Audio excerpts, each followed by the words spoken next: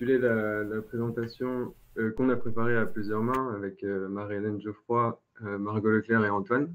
On fait tous partie de l'UMR Agronomie, ici à l'INRAE.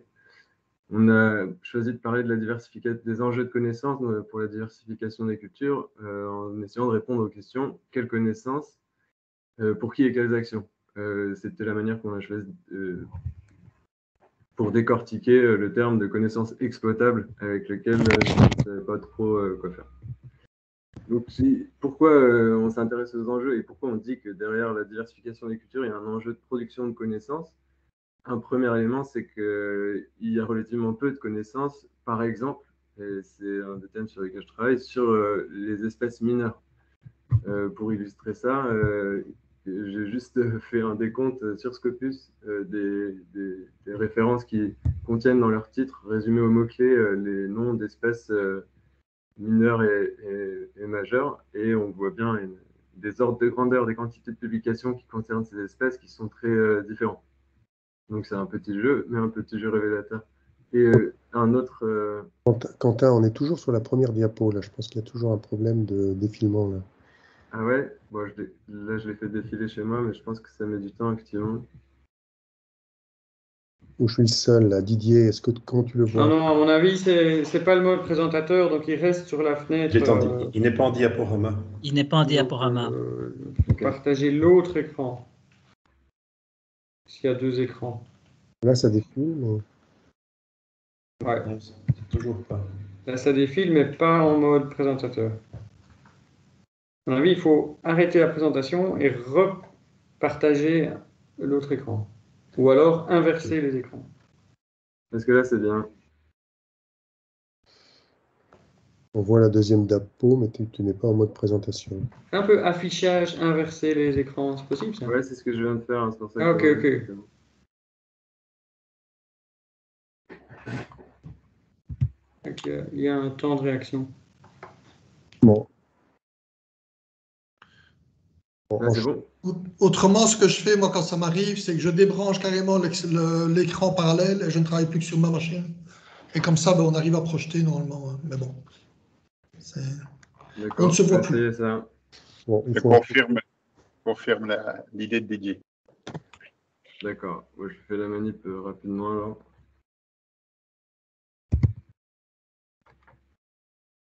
C'est pragmatique. Merci du conseil. Efficace.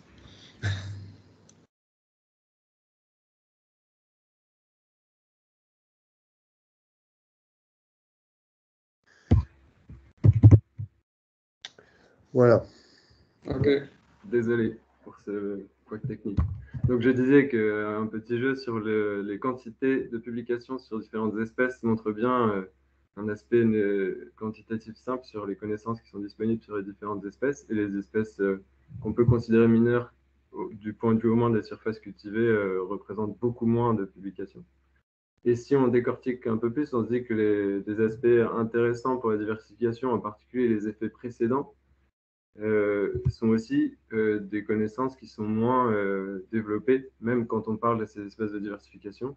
Donc là, j'ai mis une illustration qui est tirée de l'étude sur les freins à la diversification de Jean-Marc Ménard et al. En 2013, et qui montre bien que même dans la littérature technique, les références qui parlent de ces espèces ne parlent pas toutes d'aspects systémiques qui permettent de les intégrer de manière bénéfique dans les systèmes de culture. Donc ça, c'était simplement pour illustrer ce qu'on peut dire derrière un manque de connaissances sur les espèces mineures. Mais après, il y a des enjeux qui sont plus généraux au-delà des espèces mineures, c'est que pour la diversification, on n'a pas forcément les mêmes moyens en temps, en argent et en espace, puisqu'il y a plus d'espèces sur lesquelles on serait censé produire exactement les mêmes connaissances que sur des espèces majeures. Il y a une diversification des fonctions recherchées par la diversification des cultures. Et des situations socio-techniques dans lesquelles on s'insère, dans lesquelles la diversification a lieu. Il y a un besoin d'identifier quelles connaissances à produire en priorité, parce qu'on ne pourra pas forcément produire toutes les connaissances que la diversification pourrait appeler. Ça rejoint les idées de prendre des obstacles par certains bouts en partie. Et puis, il y a des enjeux aussi d'adaptation permanente dans des contextes incertains. C'était une remarque d'Antoine dans les présentations précédentes. Comment on fait pour s'adapter au fait que la diversification a aussi pour but d'adapter les systèmes de production à des contextes qui, avec le changement climatique, avec les évolutions des marchés, changent plus rapidement que ce qu'on peut, que la conception de nouveaux systèmes de culture qui serait intéressant dans ces situations. Donc ça pose d'énormes enjeux de production de connaissances selon nous, mais il y a une multitude d'expériences existantes et toutes les présentations d'aujourd'hui le montrent, avec des processus de changement et de diversification en cours. Et du coup, ce qu'on se dit, c'est qu'il y a un intérêt fort de partir de l'action, des processus de conception de systèmes diversifiés dans les situations où ils ont lieu, pour identifier et produire des connaissances.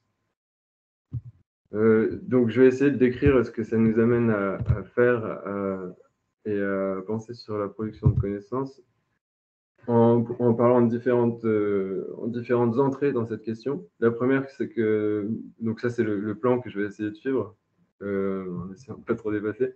Donc, produire des connaissances nouvelles sur les espèces mineures comme le résultat d'une activité de co-conception. Qu'est-ce que ça nous amène à faire, quelle méthode? Des développements de méthodes pour combiner co-conception, expérimentation et des expériences d'acteurs variés. Des productions de connaissances sur des trajectoires de diversification. Des enjeux qui sont au-delà de la ferme dans les systèmes alimentaires. Et puis, comment, en amenant à la conclusion, comment la diversification implique de renouveler les formes de référence et de connaissances agronomiques qu'on produit en ayant vraiment un statut de proposition et de réflexion. Donc la première idée, c'est que quand je parle de passer par l'action, effectivement, ce qu'on se dit, c'est qu'on peut voir la diversification des cultures comme un champ de recherche qui amène à de nouvelles cibles de conception, de nouveaux processus de conception, voire de co-conception. Et l'idée, c'est pas de dire il faut de nouvelles connaissances pour être capable de réaliser cette conception. C'est que la production de connaissances, et c'est le titre que je mettais à cette diapo, la production de nouvelles connaissances sur les espèces mineures, ça peut aussi être un résultat d'une activité de co-conception dans des processus de diversification. Et donc, c'est aussi quelque chose qui s'appuie sur des théories de la conception. On produit des connaissances et certaines connaissances en particulier parce qu'on se place dans une démarche de conception. Et du coup, on a analysé une diversité de processus de conception. Donc, je donne un exemple sur un système de culture maraîcher en circuit court en agriculture biologique, qui était une première cible de conception. Et on voit bien que les systèmes, la cible de conception évolue en même temps qu'on est amené à produire certaines connaissances. Donc, par exemple, des connaissances sur les interactions entre les options techniques que sont le choix de l'espèce, le choix de la variété, le palissage, l'irrigation. Et cela fait aussi évoluer pour les différents acteurs les représentations qu'on a des objets qu'on est amené à manipuler. Donc c'était une idée simplement pour dire quand on dit partir de l'action, c'est aussi se placer dans des démarches d'action en collaboration pour identifier des connaissances à produire et que dans ces démarches de conception, on est amené à produire des connaissances particulières. L'autre idée associée à ça, de voir la diversification comme des démarches de conception et de co-conception, c'est que ça nous amène à développer et à combiner des méthodes pour combiner expérimentation, expérience d'une diversité d'acteurs et puis processus de conception. Donc là, c'était l'exemple de la thèse de Margot Leclerc, donc, où elle a associé dans sa démarche de thèse des expérimentations en station, des expérimentations sur les agriculteurs et puis des interactions entre ces situations pour alimenter la conception et la production de connaissances. Dans le cadre de l'introduction de la cameline dans des systèmes de culture dans le nord de la France. Donc d'un côté, il y a une démarche d'analyse de la littérature qui sert à identifier des essais multilocaux intéressants pour la production de connaissances sur des processus particuliers, mais qui communiquent assez rapidement via des réunions de restitution et des ateliers de conception avec une voie qui concerne davantage des interactions avec un groupe multi-acteurs, donc des conseillers, des chercheurs, des industriels, et la constitution et le suivi des essais réalisés en ferme. Et donc la démarche et le résultat de la démarche et ce que ça apporte en termes méthodologiques, c'est vraiment la manière de faire interagir ces différentes voies méthodologiques et de maîtriser l'aspect cyclique que ça implique, la jonction de ces deux voies de production de connaissances et d'identification des connaissances à produire amène à des ateliers qui font ressortir des besoins de connaissances sur les effets systémiques, sur certains effets précédents, sur des relations entre les pratiques et la qualité de la cameline, par exemple. Un autre, et donc là, je mettais simplement un exemple des connaissances que ça produit. Donc d'un côté, des connaissances sur des processus. Ici, la relation entre la biomasse d'adventice et la biomasse totale de cultures récoltées dans le cadre d'associations entre la cameline et de l'orge ou du pois. Et puis, des connaissances de l'ordre plus qualitatives qui sont directement issues d'observations d'agriculteurs dans leurs essais dans leurs fermes. L'idée, c'est que l'argument que je voulais souligner ici, c'est que l'idée de passer par la conception pour produire des connaissances, c'est pas de dire avoir ces démarches va nous faire produire certaines connaissances qui seront exactement les bonnes. C'est plutôt que par ces démarches, on cherche des manières de faire communiquer différentes connaissances et d'être capable d'identifier que ces connaissances sont particulières et de trouver des moyens de les faire communiquer, de les faire fructifier dans un processus de conception. Ça, c'est en particulier quelque chose qui nous amène à s'intéresser au track, aux innovations pour produire des connaissances et les formaliser pour accompagner leur partage. Du coup, là, je décris juste le fait qu'il y a des travaux sur la track aux innovations, mais que les questions spécifiquement liées à la diversification nous font mettre le doigt sur l'intérêt de ce type de méthode et de la formalisation de ces méthodes pour justement amener, donc je ne vais pas décrire exactement les différentes étapes, mais simplement dire que les travaux sur cette track sont bien identifiés, sont bien orientés vers le fait que ça nous fait formaliser le fait que différentes connaissances sont produites, des témoignages, des connaissances fonctionnelles sur les processus, une diversité des catalogues, de diversité d'options techniques pour atteindre certains résultats. Et que formaliser ça, ça permet différentes choses dans les processus de conception et dans l'organisation des méthodes que je présentais avant. Par exemple, susciter des anomalies créatrices dans le processus de conception ou bien mettre en circulation des concepts d'innovation pour stimuler la conception dans une ferme. Donc ça, c'est l'intérêt de développer et de formaliser ces méthodes est vraiment de faire du lien entre différents dispositifs que les agronomes et les acteurs avec lesquels ils travaillent utilisent ou dans lesquels ils sont engagés. Bon, après, chaque fois, j'ai un problème de... Une autre manière, donc ici, je vois moins la diversification comme un processus de conception, mais comme un processus de changement de pratique à l'échelle de la ferme. C'est une autre entrée dans la diversification qui pose aussi des questions de connaissance pour les agronomes, et notamment donc, le besoin de produire des connaissances sur les trajectoires de diversification ou bien d'identifier les connaissances qui accompagnent ces trajectoires de diversification. Donc, quand je dis connaissance sûre, c'est effectivement comprendre les trajectoires de diversification, leur diversité dans leur forme et leur dynamique, et puis les relier à des déterminants, les profils d'agriculteurs et d'agricultrices, l'environnement socio-technique et familial, et aussi, pour ce qui nous intéresse, des déterminants qui sont de l'ordre des connaissances. Par exemple, dans ce travail qui est illustré sur la droite de Marie Mavoie et ses collègues, il y avait l'idée que les connaissances sur des effets précédents sont liées d'une manière ou d'une autre lorsqu'elles sont mobilisées à certains degrés de diversification ou une possibilité d'atteindre certains degrés de diversification ou surtout d'être stable dans ces degrés de diversification, c'est-à-dire maintenir la diversité qui permet les effets bénéfiques de la prise en compte des effets précédents. Donc ici, c'est une illustration qui montre à la fois qu'il y a une grande diversité de trajectoires, qu'on peut les rassembler par type et que dans ces types, on peut identifier des prédominances de certains déterminants de dynamique qui nous posent des questions sur les connaissances que les agronomes peuvent produire. Et c'est ce que je veux aussi amener comme question qu'on est en train de se poser ou qu'on essaie de développer. C'est vraiment celle des connaissances qui permettent en fait de répondre à des problèmes pratiques à différentes phases des trajectoires. Maintenant qu'on identifie des trajectoires, comment on utilise cette connaissance des trajectoires pour se questionner sur quelles connaissances on produit en tant qu'agronome. Et du coup, que nous dit la diversité de cette dynamique de changement sur les connaissances qu'on peut produire? Donc, c'est des questions qui sont en cours dans la thèse d'Eva Revan, qui a déjà été citée tout à l'heure. Et puis, c'est des travaux qu'on essaye de mener, enfin, que j'essaye de mener sur, par exemple, c'est la manière dont j'essaie de continuer de travailler sur la cameline, avec différents collectifs qui intègrent la cameline dans leur système de culture, et où on se demande quelles sont les dynamiques de production de mobilisation de connaissances selon les modes d'introduction de la cameline dans les systèmes de culture, selon les différents systèmes sociotechniques et les formes de débouchés que les agriculteurs ou agricultrices visent avec la cameline.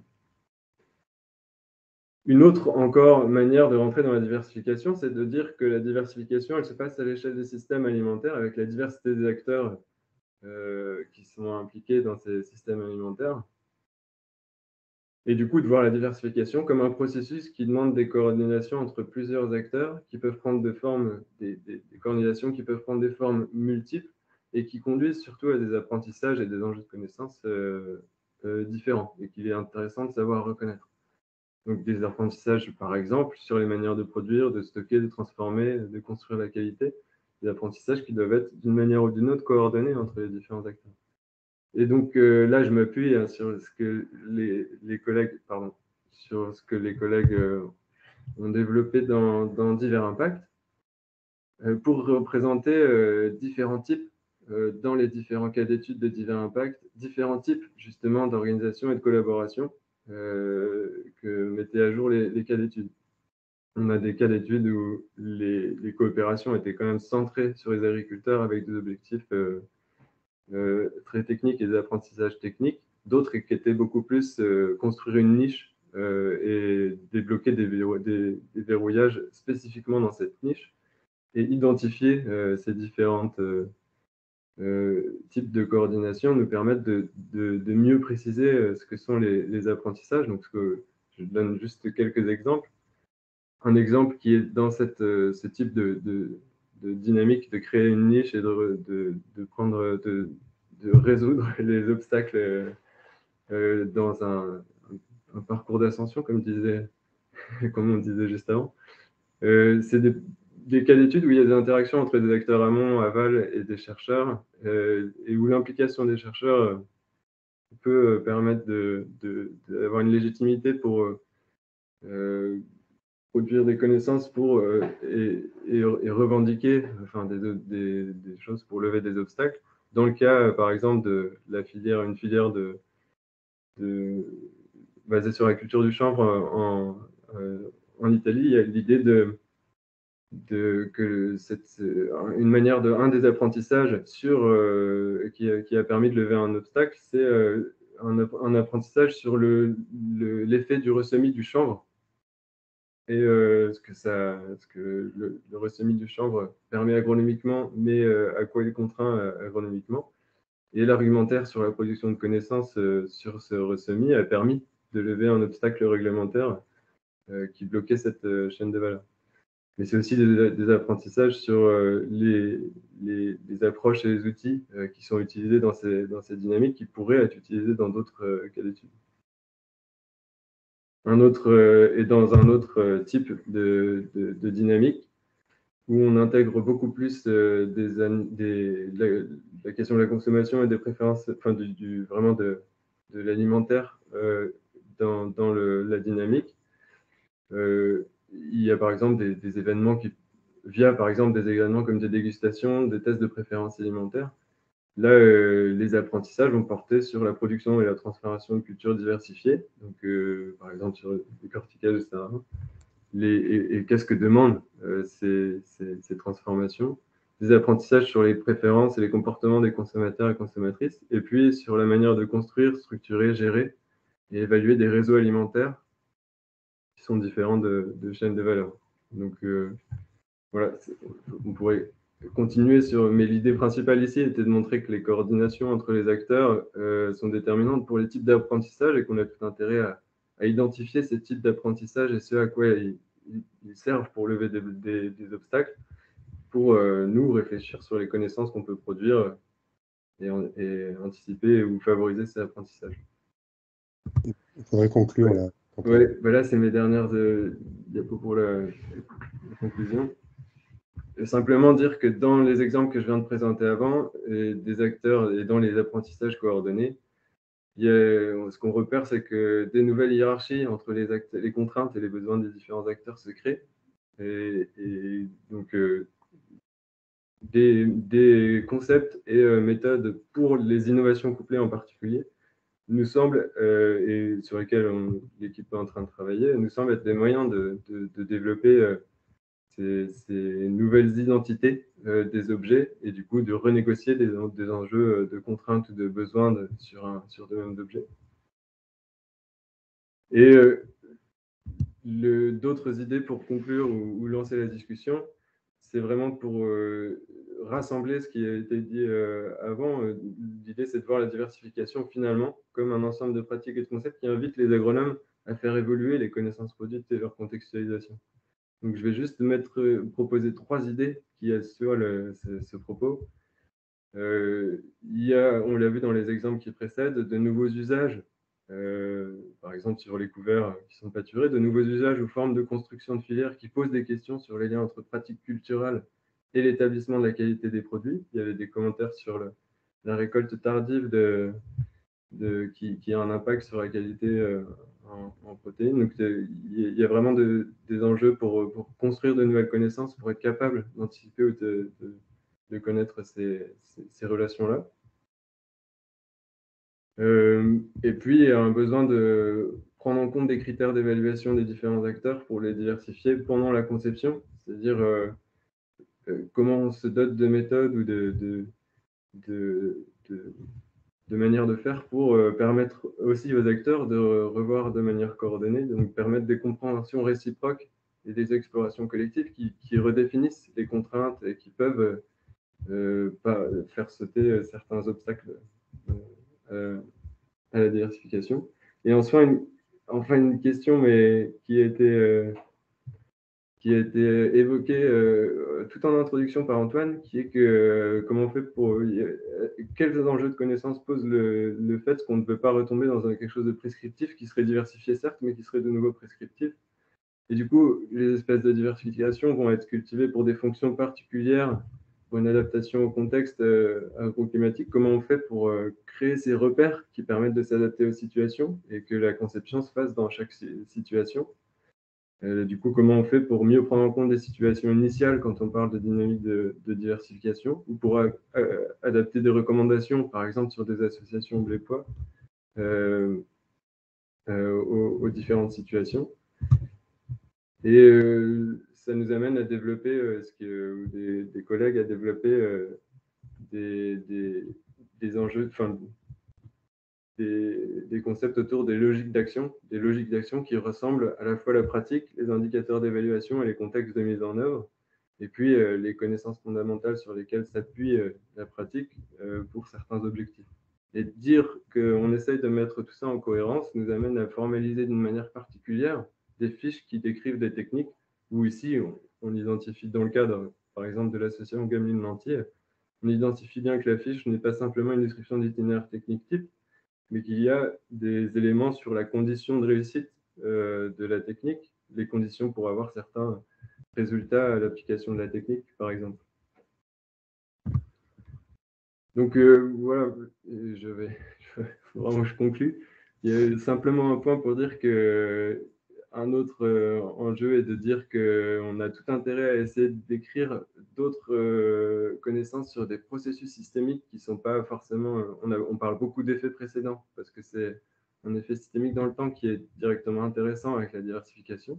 Mais est-ce qu'il y a d'autres formes de connaissances qui portent directement sur les processus systémiques et sur lesquelles la diversification pourrait s'appuyer aussi? Par exemple, je disais, pour prendre en compte le fait, et on en a parlé plus tôt, que des régulations systémiques mettent du temps à s'établir. Comment on fait pour renseigner des dynamiques de long terme? Donc tous ces enjeux pour amener la diversification ont comme différentes entrées possibles dans les enjeux de production de connaissances, ce qui nous fait dire et conclure que les processus de diversification à différentes échelles, et on en a parcouru plusieurs, appellent à renouveler en profondeur les méthodes de production de connaissances, les formes de connaissances et leurs modes de partage ou d'enrichissement entre agriculteurs et agricultrices et d'autres acteurs. Donc voilà, je m'arrête là.